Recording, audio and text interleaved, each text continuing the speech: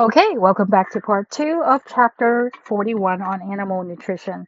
So we kind of got done by talking about some essential nutrients and then started talking about the first step of our four stages of food processing, which is ingestion. And now we're on to the second stage of food processing, which is the digestion. Digestion pretty much means or defined as food needs to be broken down by either mechanical means or chemical means. Mechanical means my like crushing, tearing, slicing, grinding, those type of motions that would break up the food into smaller pieces. And then chemical processes, we're talking about digestive enzymes that can break apart things, like from chain of proteins, for example, chain of amino acids into their individual amino acids, that as an example. So mechanical digestion, I already said what those are, is mainly for the purpose of breaking food into smaller pieces. That's why we have to chew our food. Because if you don't chew your food, first of all, you probably can't swallow that whole apple, for example. Oops. I'm trying to point. Okay, that whole apple, for example. Or if don't chew as much as you can, then you might end up choking because that big piece of food cannot make it down the esophagus. We have pretty small esophagus. We can't be like snakes where we can just swallow our whole food whole. We have to chew it. And then chemical digestion, as I've said earlier, we have enzymes that can break larger molecules into smaller components, which is breaking proteins into your individual amino acids or carbohydrates into their simple sugars. Now, we cannot, like I said, we have to digest. Without digestion, we might as well don't eat because we cannot directly use macromolecules for our purposes. We need the individual subunits or what we call monomers of those macromolecules, nucleic acids, fats, carbohydrates, etc. Well, whatever we cannot digest, we actually then just come right out of the other end as feces, which is why if you, let's say, is lactose intolerant. If you are lactose intolerant, that means you don't have the specific, or not, either you don't have or have very low amounts of the enzyme lactase. Lactase is an essential enzyme for digesting, breaking down lactose into their individual monomers, which is glucose and galactose. So if you cannot digest lactose into their two monomers or monosaccharides, that disaccharide would just come right off your other end or upset your stomach. You either vomit for some people, all that milk out, or it will have to go to the bathroom and severe diarrhea because of the fact that your body is like, I cannot use this, so I'll just need to get rid of it, is what your body's response is when you cannot digest those macromolecules properly. So a lot of times we cannot absorb those macromolecules, and then it might not end up being in those severe situations, but mainly why we cannot absorb macromolecules is because they're too big. Our cell membranes are filled with phospholipids. Even something as small as an amino acids or glucose, they still need specific channels for them to pass through our plasma membrane in order to absorb those nutrients into our bloodstream for use. So this is why big things like macromolecules can never pass through our cell membranes and cannot be used for our animals' needs. Now, both humpback whale and CC fly feed on different diets, as we've talked about earlier. One is a fluid feeder, one is a filter feeder, but they can break down proteins in food to the same 20 amino acids that can build whatever their bodies need. Okay, going back to that same story of Lego sets and breaking down Legos and building a Lego set that is usable for your own personal purpose. Now, dehydration synthesis, I hope this sounds familiar from Bio 1406, is usually what we use to build polymers from monomers, which is taking small little pieces and building them into something big that we can use for our own purposes. This usually involves releasing a water molecule because you're forming a new covalent bond. So usually you take a OH group or hydroxide group from one of the monomer, and then you take a hydrogen ion or hydrogen molecule from another monomer, combine it together. Once H2O is removed from the system, a new covalent bond is formed. That's dehydration synthesis. And then the other way around, when we're doing digestion, then we're usually doing hydrolysis, which is usually enzyme catalyzed in our bodies for breaking down polymers into their individual monomers by adding water. Easy way to remember hydrolysis versus dehydration in terms of are you adding or removing? Just remember dehydration goes with not having enough water, which means you're removing water. You're hydrating that molecule, that bond to form a new bond. Okay. Whereas hydrolysis, you're adding water, hydrating it to the reaction to add water to break the bond. Okay. So in this case, you have sucrose, which is a common disaccharide that we can find in table sugars or whatever we add sugar to our drinks, sodas, coffee, whatever, high sugar fluids that we drink have a lot of sucrose in it. And our body cannot use sucrose. So they have to be hydrolyzed by an enzyme called sucrase into their individual monomer, which is glucose and fructose. Fructose is a monosaccharide that then can be converted into other forms of glucose or other forms that we can use for our metabolism case, and the liver does a lot of that. All right, so like I said earlier, proteins as a macromolecule will need to be broken down into small peptides, eventually down to their single amino acids in order for us to use them as building blocks. Nucleic acids need to be then broken down into their nucleotides and also other components of inside nucleic acids, such as phosphate and sugars on there. Remember, there's pentose. Molecule on there, and there's phosphates, so that's why it's called sugar phosphate backbone that binds the nucleic acids or nucleotides to each other in DNA. So when you eat that, those will be broken down. And then you have fats and phospholipids that need to be broken down all the way to their fatty acids level. So if you eat triglyceride, for example, they can be, sort of broken apart into their individual fatty acid, and then the glycerol that binds those binds those three fatty acids. Carbohydrates can then be broken down into glucose. I'm not going to go too deep into this or do detail into this. This is something we went over in Bio 1406 already, back when we talked about macromolecules. All right, so the third and fourth stage of digestion is absorption and elimination, which are defined as absorption is when animals can absorb those small molecules. If they have to be digested first, though, in order for us to absorb them. So we can only absorb small amino acids and sugars, even with small things like that, like glucose, for example, is a simple sugar. We still need particular channels or pumps for those specific purpose, for those absorption of those specific materials. They cannot ever diffuse through our plasma membrane because our plasma membrane is made up of phospholipids, which have a hydrophobic end and a hydrophilic end. So when it's something so bulky, they cannot pass through unless you are a lipid itself. And then elimination is the fourth step, which is any undigested material needs to then come out of our system. We can't just accumulate more and more and more waste. We need to get rid of those waste material. Whatever we can't use, just come out of the other end, kind of like what I talked about in terms of people that are lactose intolerant. Can't use the lactose, they're coming out of your system. All right. How are animals able to then digest food without digesting their own cells and tissues? This was a question that was brought up way from the beginning of the chapter. We talked about things that we need to do, but you're talking about breaking down proteins, you're talking about breaking down nucleic acids. So how do we do it such that we're only digesting things that we are eating and not digesting things are in our own cells? Like I said, you can't be destroying your own nucleic acids, DNA, genome, can't do that.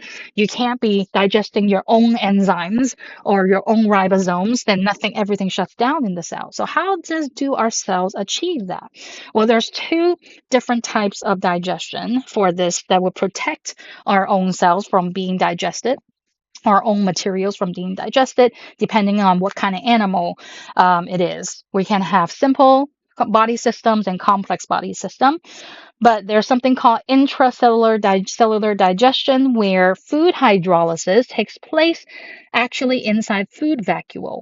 And food vacuoles are actually cellular organelles where the hydrolytic enzymes are actually within the food vacuoles, and they will break down the food inside the food vacuole. So it's kind of like if you imagine a micelle or something, where you can have some kind of phospholipid that surrounds, or plasma membrane that surrounds the compartments.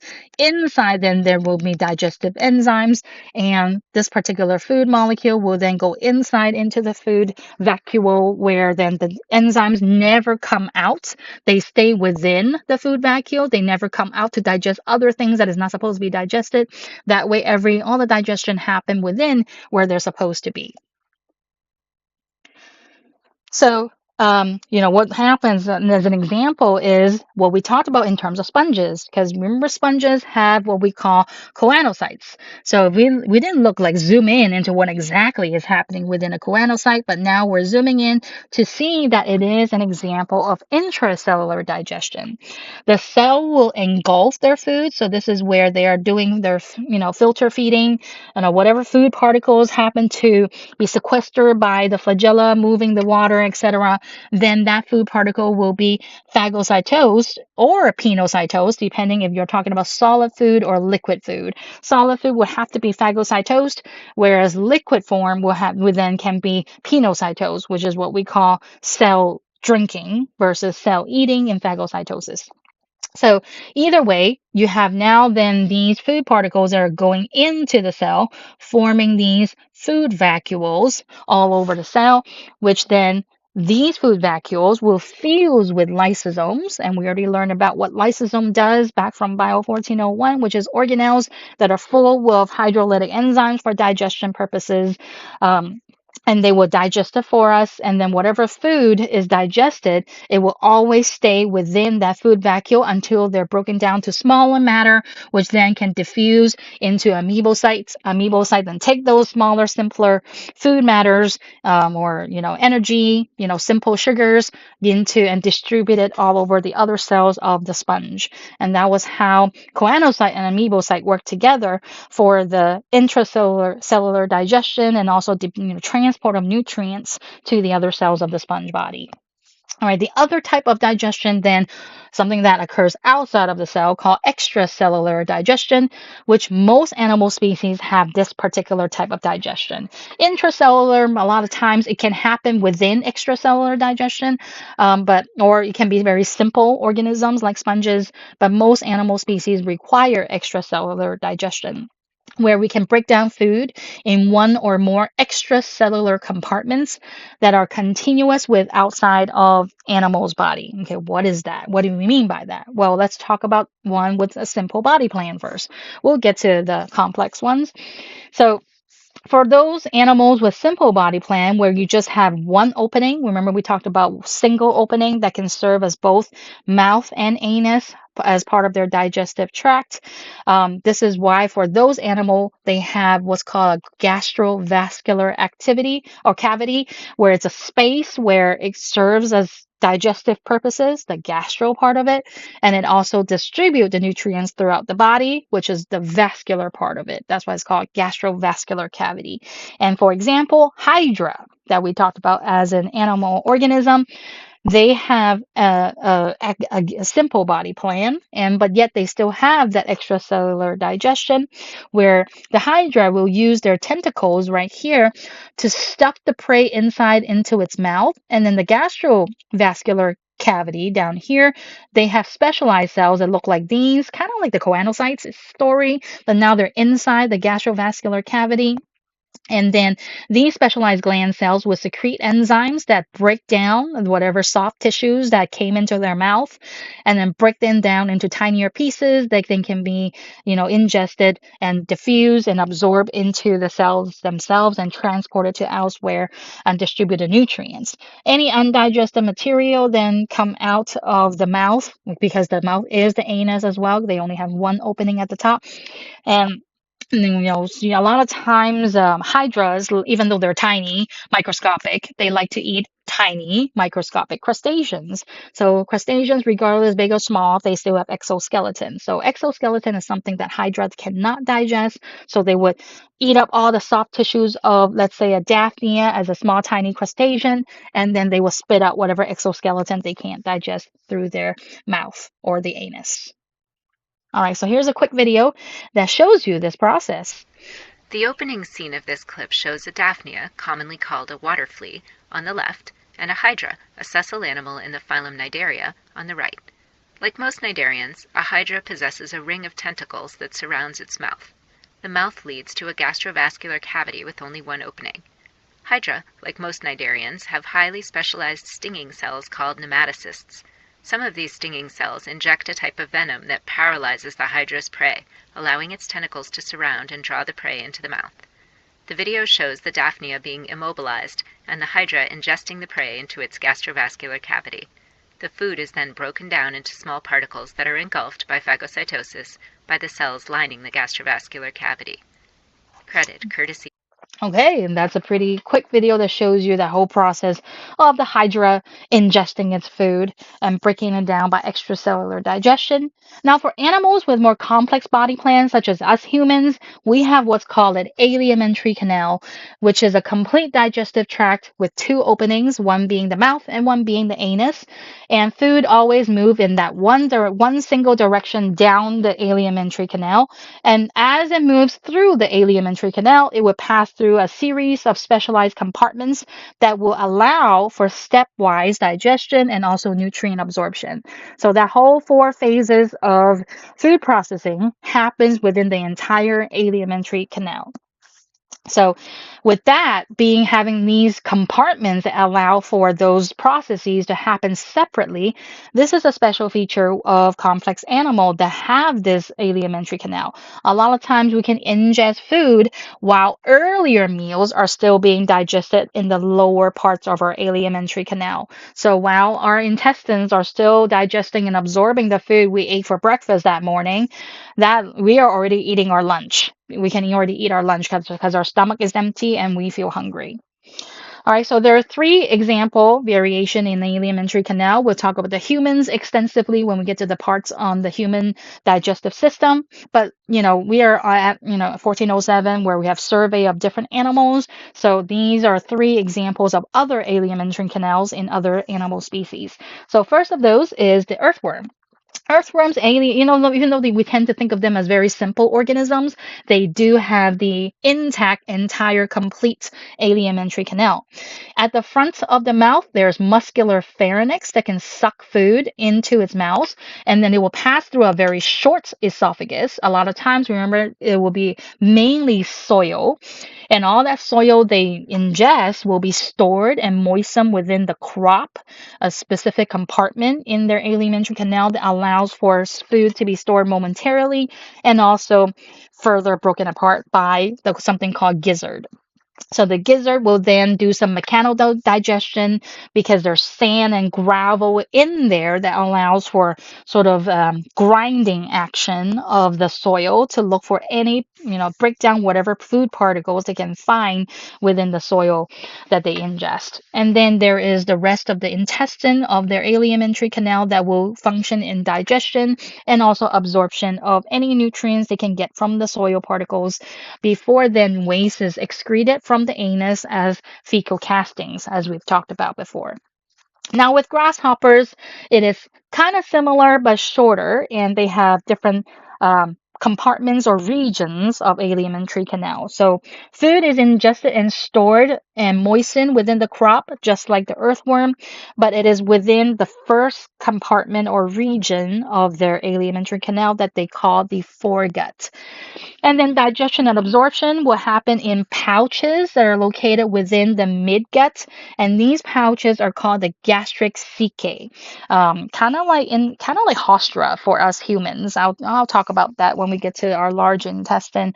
But in their specific case, there's no small intestine or large intestine, just intestine with gastric caecae, which are like, pouches like this that allows for food to kind of move in there, move in there, move in there, and be digested as it's moving along. And all of these gastric caecae are in their midgut portion and also their hindgut portion before they go into the rectum and exits through the anus, whatever that can't be digested.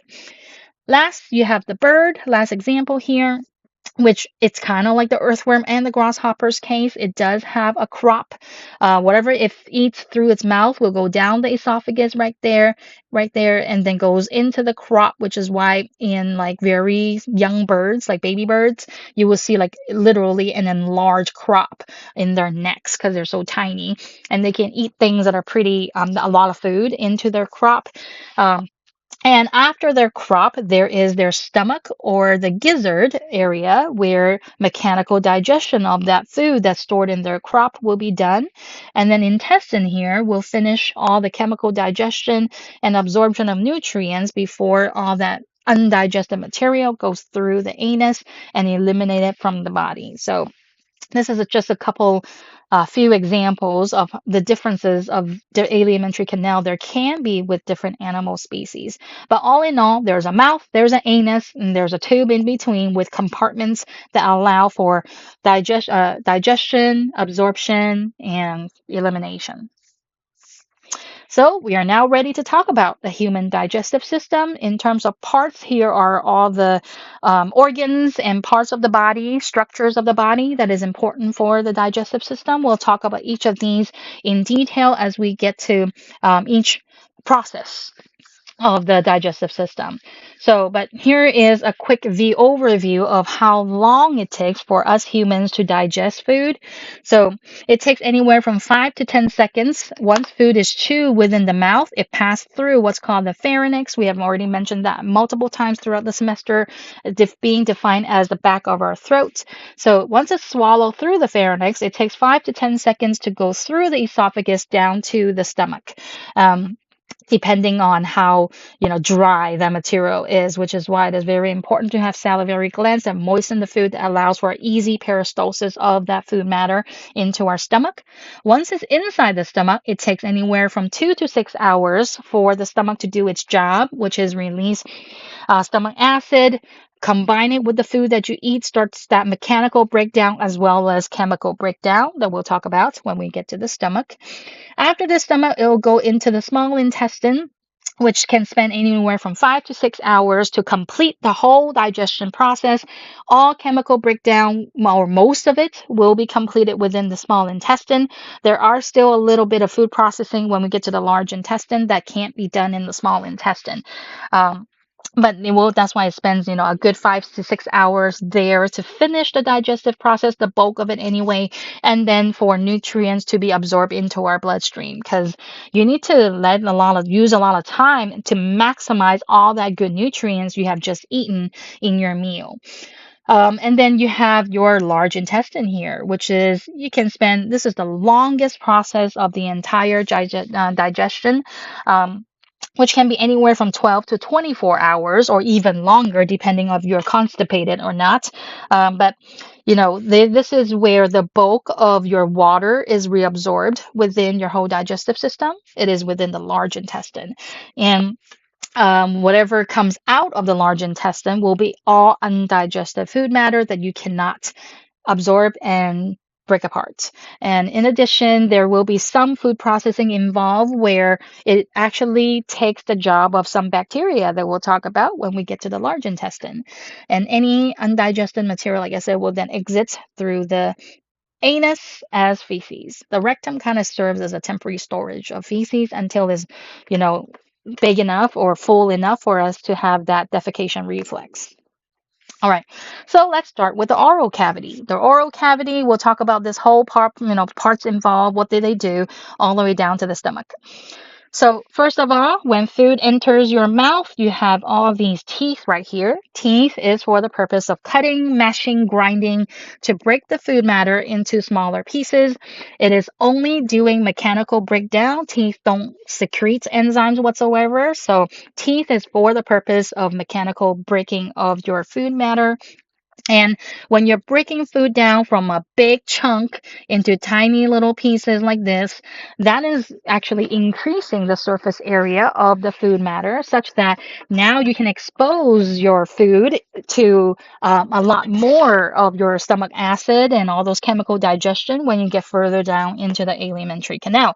Because if it's a big piece like this, things that the enzyme can't really get to the inside of that big food piece, which is why also other than choking, poking, you have the problem of digestion as well when it's a big chunky piece. So and like that's why it allows for swallowing properly when you break them into smaller pieces. And once you're chewing it, there's also simultaneously what's happening is secretion of saliva by your salivary glands. And there's actually three pairs of them: your parotid gland, submandibular gland, and sublingual gland. You don't have to know those. I didn't put it in here, so you know you don't have to memorize those. But in case you're curious, that's their names. And we have three of them, three pairs of them that allows us to release saliva. And what is in saliva? First of all, it has mucus that will lubricate the food, which allows for it to be easily swallowed in and also move through your esophagus. And they also say because you make the food softer and lubricate it, such that whatever hard pieces will not be poking into your gums, so it protects your gums against abrasions. um, it also allows for taste and smell because we talk about in AMP that what saliva do is that it dissolves all the chemicals that gives your taste buds its taste. So in order for us to taste sugars, we have to see glucose.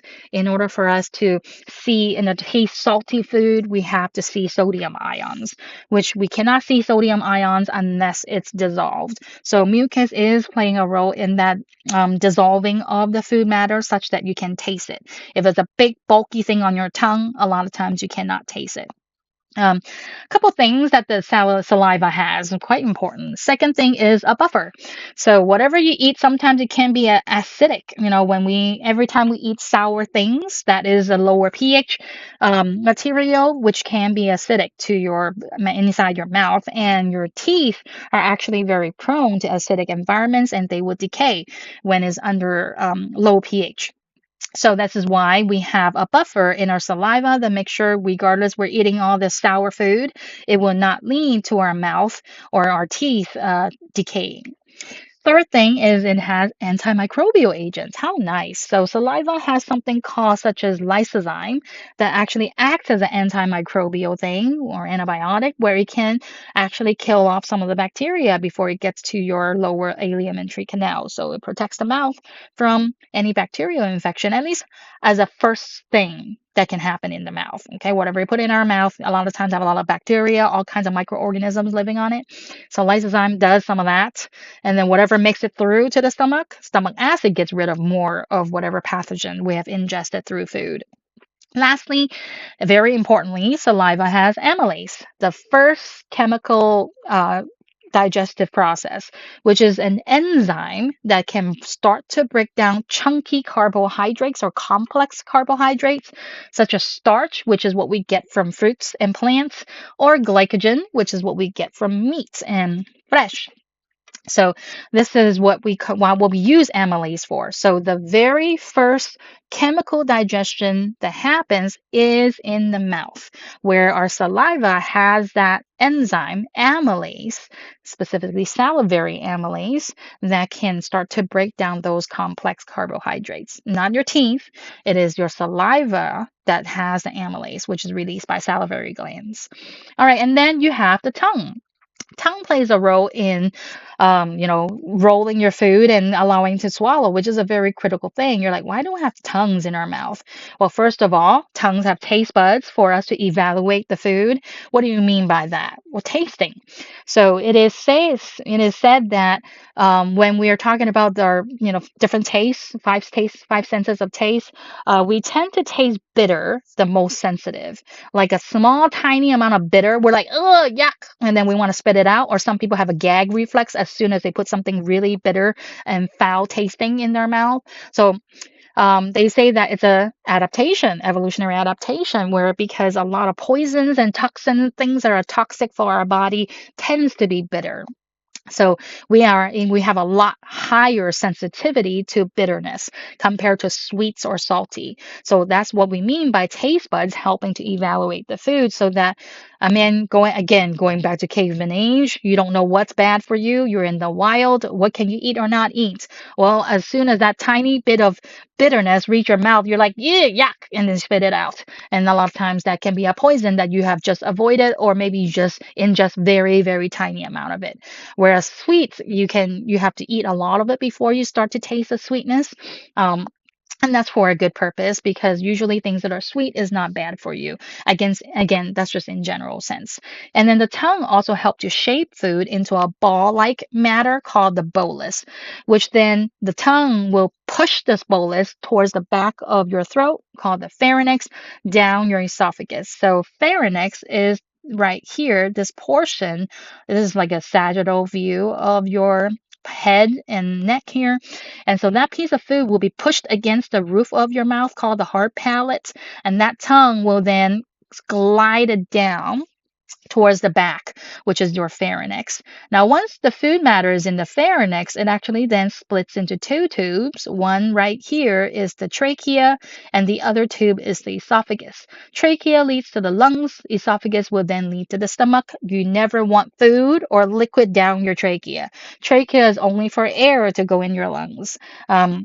So if somehow accidentally something goes into your throat, this is when we have that choking reflex, which is that serious coughing reflex, continuous that's a natural reflex, even though it can be embarrassing, but it is a natural reflex that says, oh, something in here is sensing you have something that is going in your airway. So that's why we try to cough whatever we can up from the trachea, expel it before it can go down any further into the trachea. So we usually it can come out of our nose or come out of our mouth, depending on the case, because it's just our body's natural way of getting rid of something that we know shouldn't go down our airways.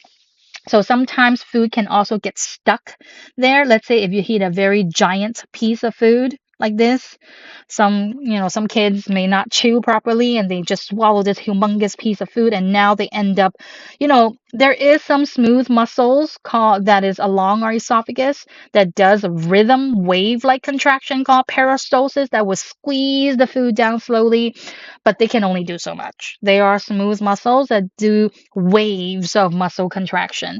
We cannot control it. That's why it's smooth muscle that we cannot voluntarily control.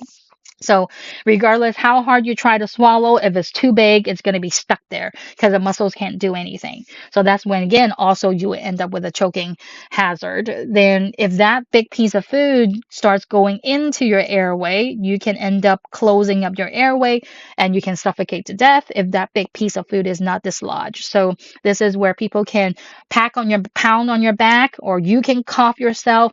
Last scenario, if there's nothing else, there's Heimlich maneuver, which is a way where either you can do it yourself. There's also other people can do it on you. They would push forcefully against your diaphragm that allows the food as even more air than just coughing to come out of your airway that can possibly dislodge the food matter. Or sometimes if it's blocked somewhere higher up in the oral cavity, people can also dig it out with their fingers by opening a person's mouth. So technically speaking, if it's not too big of a food material, you're eating properly, not talking while you're eating, laughing while you're eating, there is something called the epiglottis that makes sure every time you swallow, it closes over the airway so that whatever fluid or food matter that you're swallowing will only go down the esophagus because it blocks out the airway. I'll show you a video in a bit in the next slide on how this works. And then once the food successfully goes through your entire esophagus, it will pass to the stomach through a sphincter, which kind of closes up the stomach because we don't want any contents from the stomach to come back up our esophagus. I'll explain why that is the case in a bit. All right, so first I wanted to show you that mastication process or chewing process that happens to show you what the teeth is doing in terms of mechanical breakdown. And then it would show you all these different, in anatomy, we call it depression and elevation of the mouth, which then saliva mixture will then turn that food into a bolus. And then the tongue allows for that bolus to swallow down towards the pharynx into the esophagus.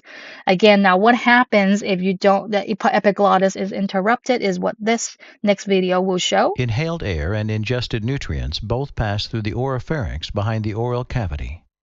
A cartilaginous structure called the epiglottis directs food and fluid That's how away it closes from the up the trachea airway. and into That's the the airway. esophagus, preventing Right there. inhalation of this material. The stem of the epiglottis attaches to the hyoid bone and the anterior rim of the thyroid cartilage. The superior portion of the epiglottis moves freely and can Kind of like swing a up or trap down door. like a trap door. With each swallow, the larynx rises and the epiglottis folds down over the laryngeal opening, closing off the airway. If particles make their way into the trachea, the cough reflex pushes air forcefully up through the larynx, forcing the particles back up and out. Okay, so that's why there is something called a glottis, which is a fold of tissues that kind of open and close as we breathe. But if something or anything that touches this surface of the glottis, it triggers that coughing reflex, which will expel a bunch of air into its nose and mouth, etc., until you get that thing out of your airway. All right, and then on to the stomach. What happens within the stomach? So it is considered as a storage of food, which is why once we eat, we don't have to eat maybe for some hours or so. We don't have to continuously eat throughout the 24 hours of our day. And then there's also a lot of food processing that starts to happen within the stomach that turns all the bolus that you ate into what's called a liquid suspension called chyme. So they say even though your stomach may be very small before it's filled with food, it can store up to 2 liters of food and fluid. If you want a sort of a visual imagination of that, is think about two of those 2 liter bottles of soda from Walmart or something like that. Two of those liter bottles is how big your stomach can enlarge to. All right, so once the food or bolus is inside your stomach, the stomach will then release gastric juices. There are specific glands called gastric glands within these gastric pits of the stomach that will release gastric juice, which will then mix with the food. And what's in gastric juice is a bunch of digestive enzyme as well as hydrochloric acid. So, the whole purpose of the stomach is to turn food into that liquid suspension called chyme. So, what is in that gastric juice is 2 components, which is hydrochloric acid as one of them. And hydrochloric acid is very acidic. They say is anywhere from pH of 1 to 2. And it is for the good purpose of disrupting the cell's extracellular matrix. We're not talking about our own cell's extracellular matrix, but whatever food matter, meat, proteins, plant, etc., we need to disrupt some of that cellular matrix to start pulling those cells and tissues apart, and also denature whatever protein is available, because we know proteins don't like acidic environment. They will likely denatured, bonds will break, and that's how proteins unfold. And proteins must be unfolded in order for us to do any digestion of the proteins into the chunky little amino acids. So, what produces hydrochloric acids are a specific type of cells within the gastric pit called the parietal cells. Okay, so somewhere within this pit, there are these parietal cells that look yellow right here. They don't look yellow actually, but yellow in this particular cartoon picture, where parietal cells will pump hydrogen ions and also allow chloride ions to diffuse into the stomach's lumen. What is lumen? Lumen means any hollow space within a hollow organ. So here is for example, the lining of the stomach. So all this empty space within, excuse me, is what we call lumen. So these parietal cells will pump hydrogen ions out and chloride ions out separately, so that you see how there's hydrogen ions and chloride ions, so that they only combine to form your hydrochloric acid within the lumen of the stomach. Because if there's hydrochloric acid within the cytoplasm of these parietal cells, then we're doomed, because everything will be degraded within the parietal cells. Parietal cells starts dying, or stomach don't function anymore properly anymore if we don't have those parietal cells. So this is how parietal cells protect themselves against the action of hydrochloric acid, is by not letting them combine until it goes into the stomach lumen. The 2 ions will then combine to make your hydrochloric acid only within the lumen where all the food is located. And then second component of gastric juice is a protein enzyme called pepsin. Pepsin is a form of what's called protease, which means proteins digesting enzyme. Because the fact that it starts with protein of some sort, it's an enzyme, because there's ACE, enzyme that digests proteins. So these pepsin will start breaking those peptide bonds within your long chain of polypeptide of proteins and start to break them down. Usually not down to their individual amino acid levels yet, but at least from a globular protein, you have just denatured it into its linear format and start breaking it into chunky, smaller pieces as that protein is living or being stored in the stomach for a couple hours. So now, again, there's a way for us to protect our own cells that are making these pepsin from being digested. So chief cells are the specific type of cells within, again, the gastric pit that gives rise to pepsin. So again, it will not make pepsin directly. It makes what's called pepsinogen. Pepsinogen is an inactive form of the protease pepsin, so that it is, while it's still within the chief cells themselves, that pepsinogen is not active yet. Once it goes into the stomach lumen, it is activated by hydrochloric acid that will turn pepsinogen into pepsin, which is then the active form of the protease and will start digesting protein and breaking down polypeptide chains as I've talked about here. So pepsinogen is an inactive form of pepsin that's stored and made inside chief cells, and that's why it would not start digesting proteins within the chief cells themselves and start killing them off. It would be ejected out or diffused out of those chief cells.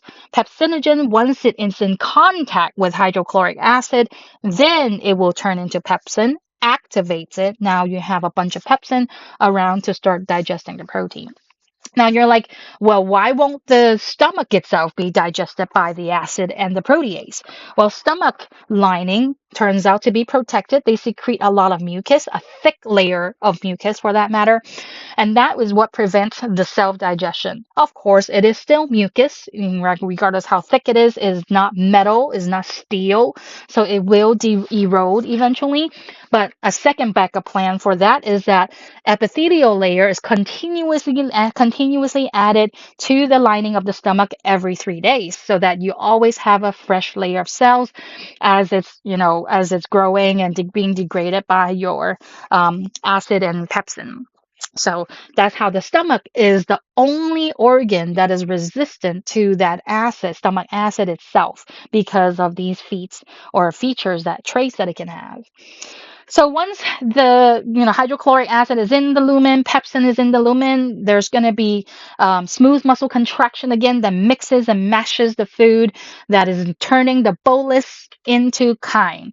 Chyme is then sort of a mixture of all those acid, pepsin, and the food that you have just eaten and swallowed. So this mixing and mashing within the stomach is not called peristalsis specifically, because peristalsis gets food particles to somewhere. It is called churning, which then is a mixing and mashing process that is not directing the food anywhere, but it's just a blender, kind of like acting like a blender that mixes up the food a little bit with the gastric juice. And then it is peristalsis that will move chyme from the stomach into the small intestine through another sphincter, specifically called pyloric sphincter. But you don't have to know that for the chapter's case. I know you have a lot of terms to remember already. So and then they use peristalsis to move food into the small intestine is because you cannot have like 2 liters of liquid, chyme going into your small intestine all at once. It's a very small part of your body. When we took a look at the first part of your intestine, so it kind of, ejects chyme into the small intestine in sections, and they call it a squirt at a time, a squirt of it at a time. That's how it goes slowly into the small intestine. Now, occasionally, chyme may move a little bit backwards up the esophagus, and that's where we can have heartburn. Now, in a normal individual, that might happen when we burp.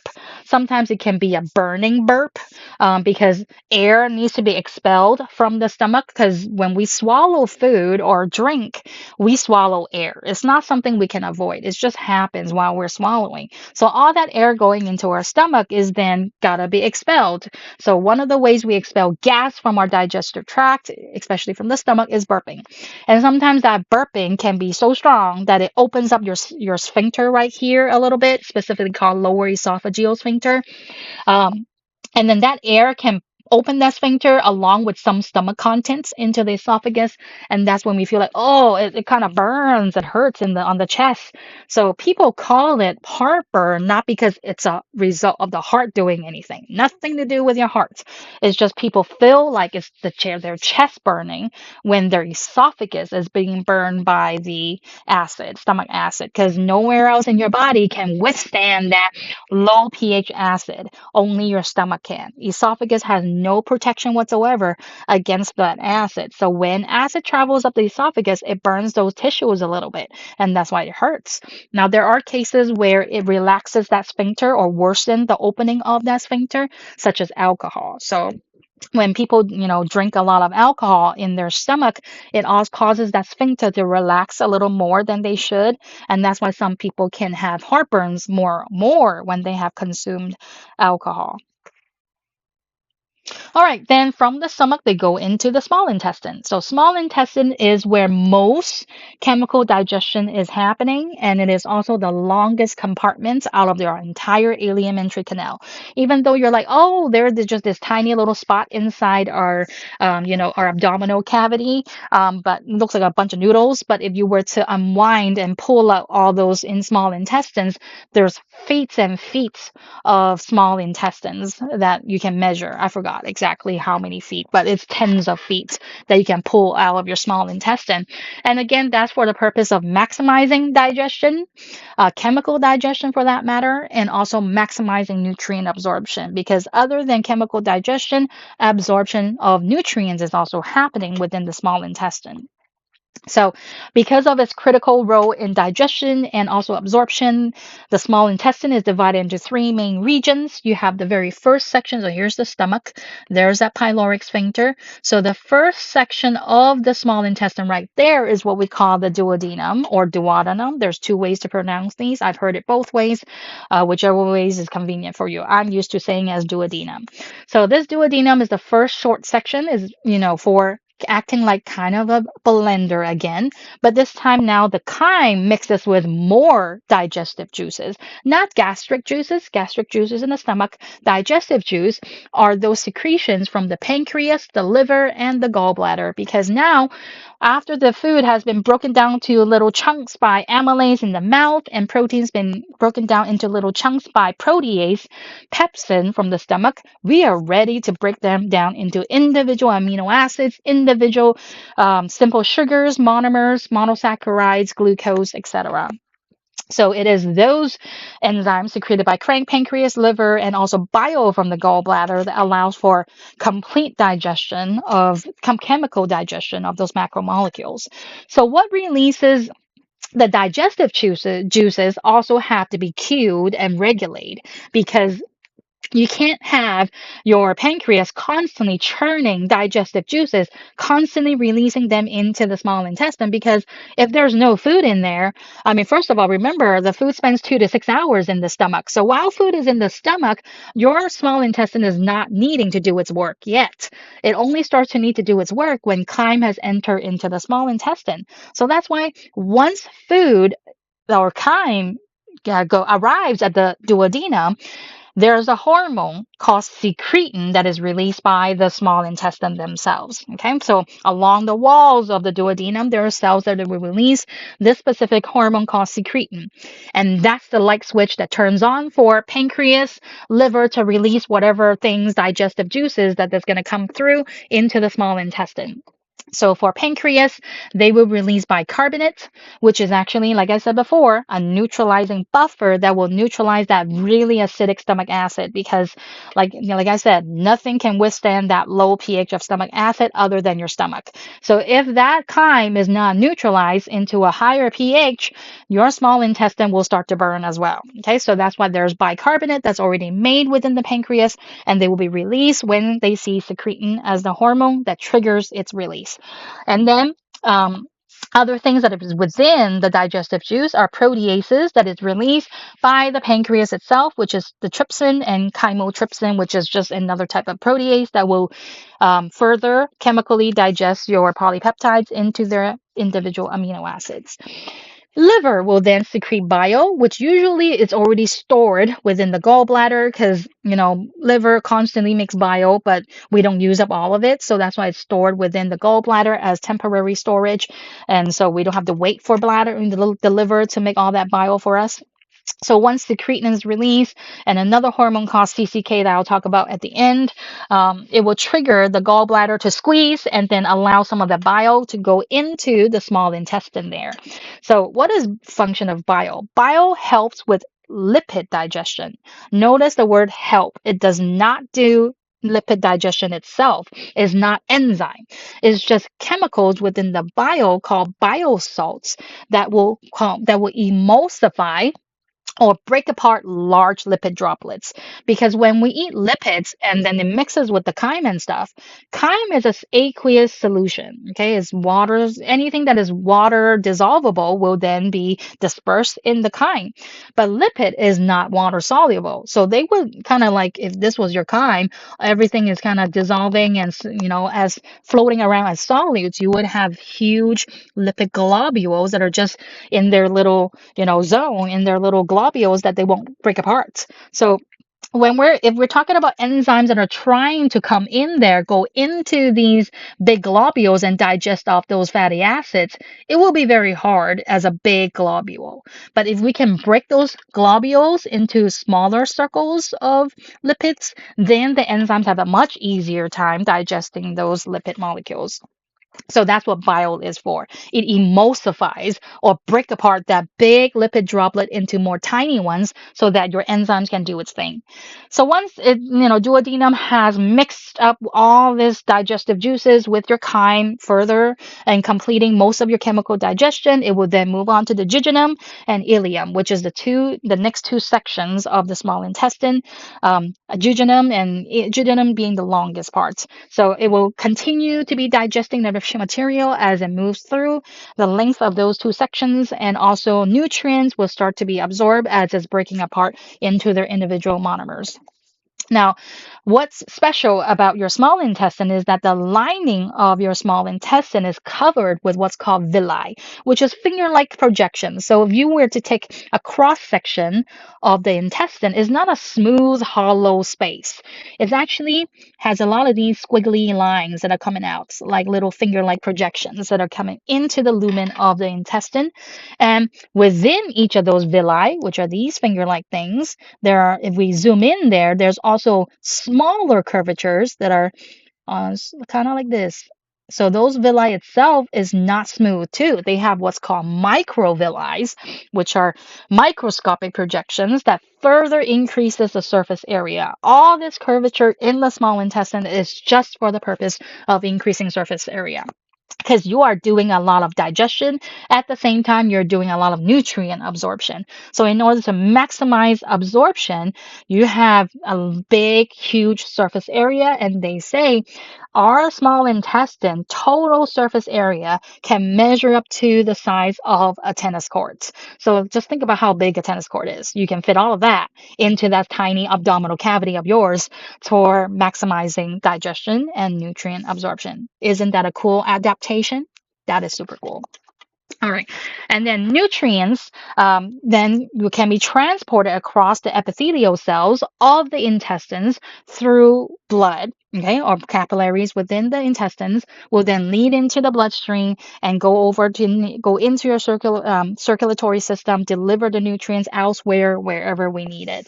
So a lot of our digestive, absorptions has to first pass through the liver, which is why all the, things that are absorbed into the blood vessels of the intestines will always converge as something called the hepatic portal vein, which goes into the liver. Okay, so everything that's from the stomach, from the intestine, there's actually, venous capillaries that we call portal system that will then lead into the liver, okay, through one vein called the hepatic portal vein. So that everything that's been in our digestive system always goes through the liver before it goes into your bloodstream, the rest of the body, of the circulatory system. So why that's the case? Well, liver does a whole bunch of, functions. One of those, it actually regulate distribution of nutrients to the rest of your body. So they know where it's supposed to go, what it's supposed to be coated with, so they go to the right destination.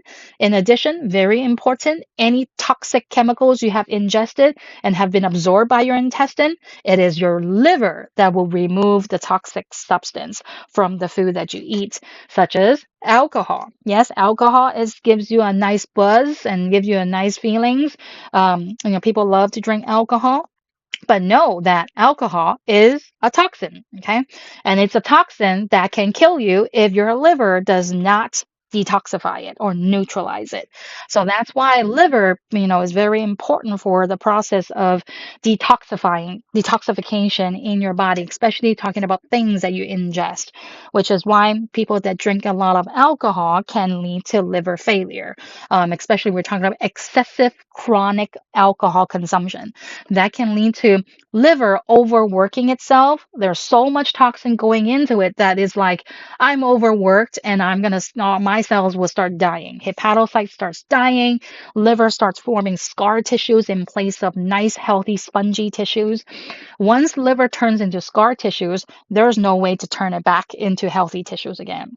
So cirrhosis or scarring of the liver is a irreversible condition. Once it's scarred forever. We cannot get rid of it unless you do a liver transplant, which is why consuming alcohol in excessive amounts chronically is never a good thing. For me, myself, I stay away from it altogether. I don't drink alcohol at all. Not only does it give me, I know all the stuff that's doing in my body. In addition, it gives me really bad allergies the next day, so which is why I don't like to do it. I don't like to drink them. But this is what alcohol does in your body, and it hurts your liver.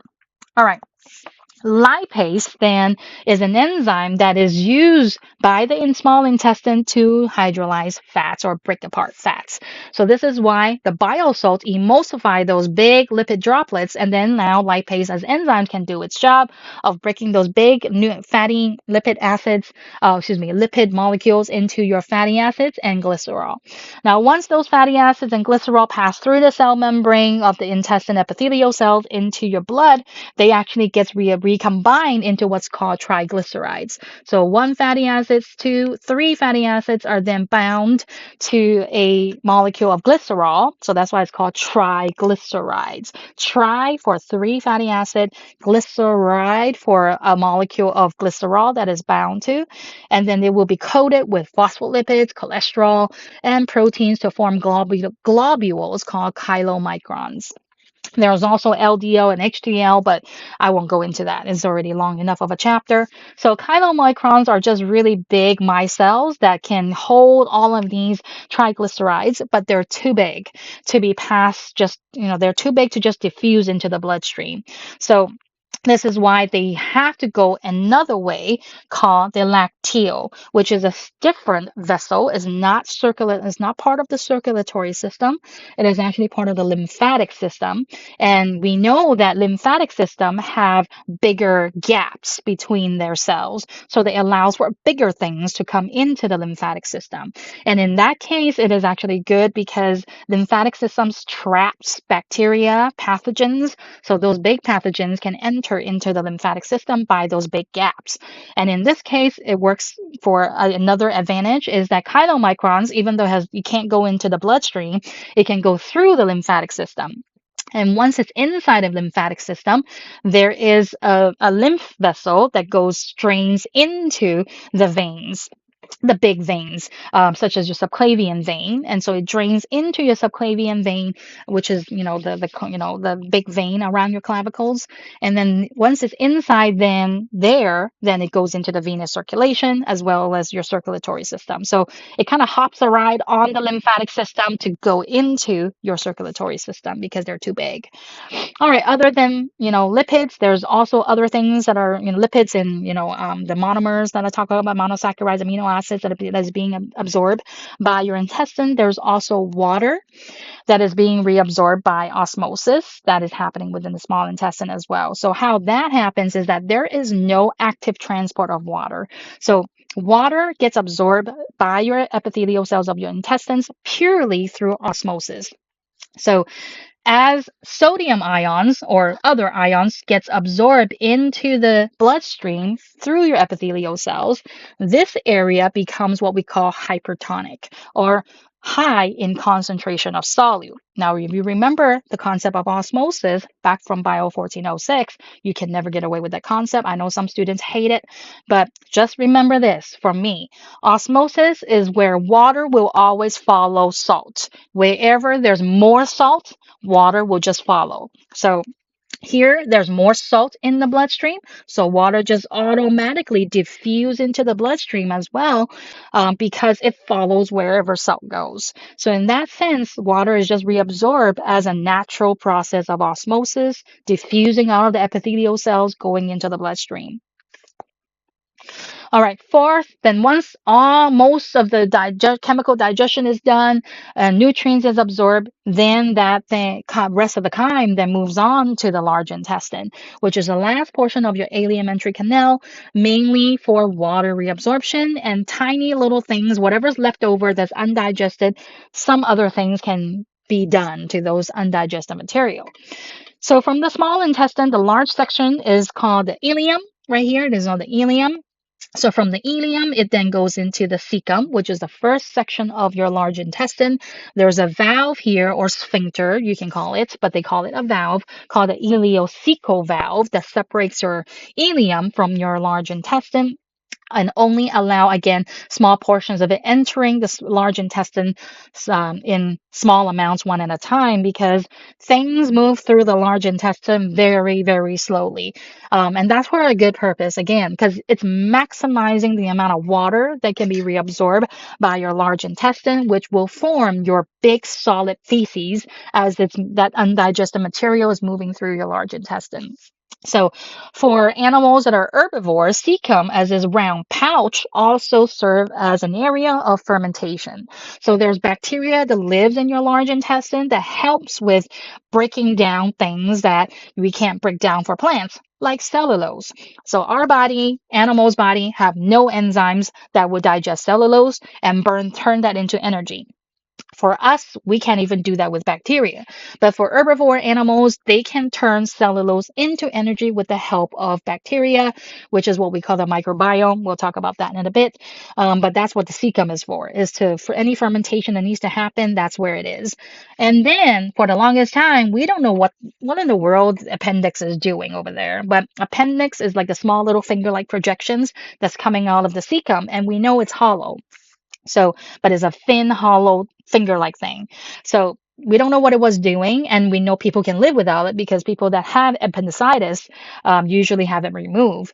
And they, of course, they survive it all and don't die. So now we know that there are hypotheses where we think the appendix is serving as a housing or reservoir of any symbiotic microorganisms that's living in the large intestines, at least for humans anyway. So since the large intestine is full of bacteria, good bacteria, we're not talking about harmful bacteria, we're talking about beneficial bacteria like probiotics. So that probably serves as an area where the bacteria cultivate, and then they will migrate out of the appendix and start to colonize the entire and continuously living in the large intestine, continuously making sure that there's a culture or colony of bacteria in your large intestine, because that is very critical for forming feces. All right, I'll talk about why that is in a bit.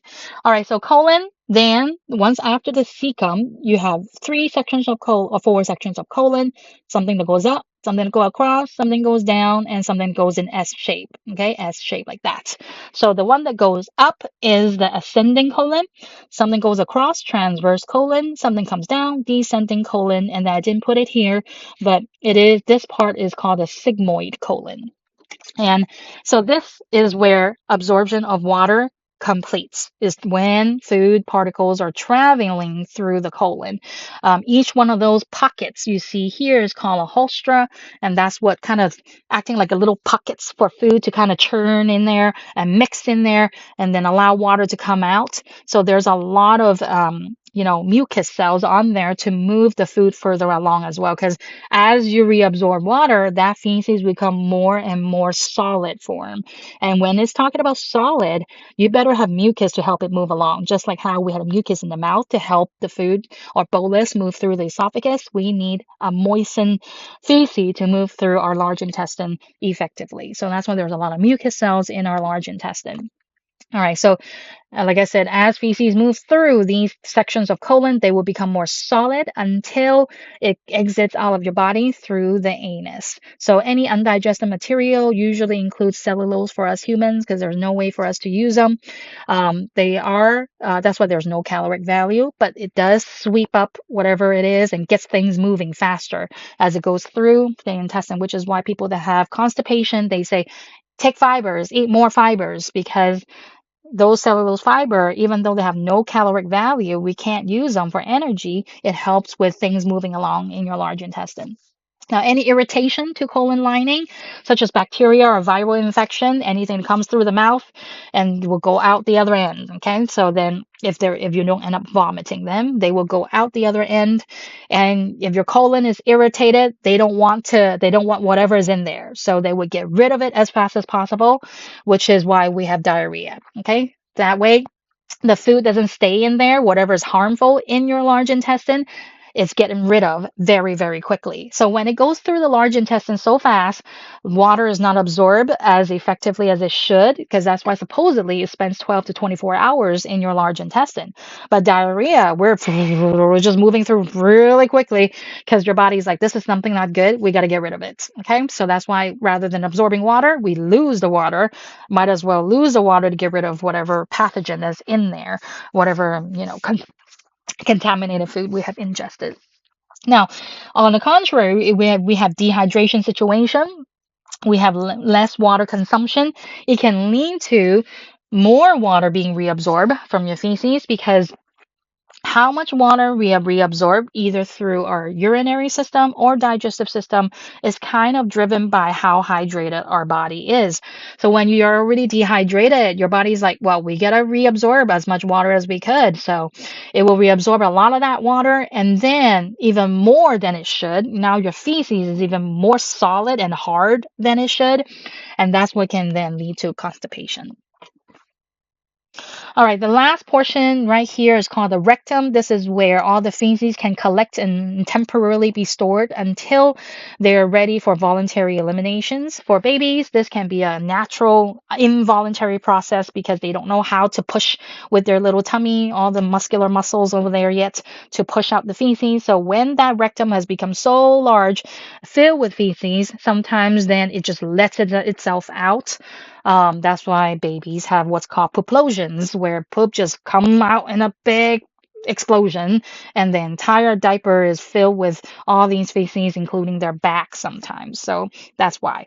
But anyway, so rectum is supposed to give you that defecation reflex telling you, oh, I gotta poop, is because of the fact that there's a lot of things within the rectum itself. Or when you're eating, let's say you have just ate lunch after a couple hours. Now you're ingesting dinner. So as that dinner is moving into your stomach, that stomach filling actually triggers a reflex that can increase the rate of contractions within your colon and then giving you that urge of defecation or having the need to poop. So this is why, this is more apparent in, again, babies and young children, is because usually while you're feeding them that meal, they are pooping at the table, okay, or in their diapers, of course. And that's because of the fact that while you're eating, it triggers that reflex of defecation. It's kind of a natural process, good adaptation again, because more food is coming, you better get rid of whatever is inside, still inside your gastrointestinal tract. And like I said, any air swallowed can be burped out, but if it can't get burped out, will come out as farts. Okay, so we got to get rid of that gas somewhere. If it's not up our mouth, it will come out of our anus. So bacteria is then what lives in our large intestine. We said they do a very good job of digesting whatever sugars we cannot digest. But when they metabolize on our undigested material, they give off a foul smelling gas that includes methane and hydrogen sulfide, which is hydrogen sulfide is what gives you that rotten egg odor. So when we fart, it's not that we want it to smell bad. It's nothing from us that is smelling bad. It is just air that you have swallowed into your digestive tract. What makes it smell bad is actually the job of the bacteria, but it's for a good purpose. They are metabolizing things for you, but they just have a little bad smelling byproducts, which comes out in farts. All right, so this is a summary of the whole digestive process. I'm not going to go over all this again. So review this if you're like, okay, I need a quick review of what each macromolecule is broken down into, what enzymes break them apart, etc. So that will be kind of the hard part about this chapter is make sure you remember what organ releases what enzyme, and that enzyme digests what molecule into what monomers, etc. So this will be a good summary chart to review for that. It is 2 hours. We are at 1 hour, 2 hours and 9 minutes or so. So I'm going to leave this last part for part 3, but know that part 3 will not be another hour, likely probably a 30 minutes to or so, including the practice questions. So I'll see you again in part 3.